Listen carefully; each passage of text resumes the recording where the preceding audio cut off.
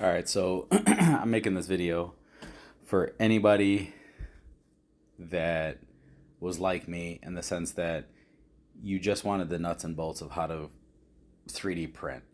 There are a ton of comprehensive videos out there, but I literally wanted to know how to get something from my computer to this printing. And then we could get more in depth on other things that I wanted to know and so on and so forth. So if you go to, there's a ton of different sites, but this is literally just the nuts and bolts. And then I'll kind of give you something that I figured out along the way.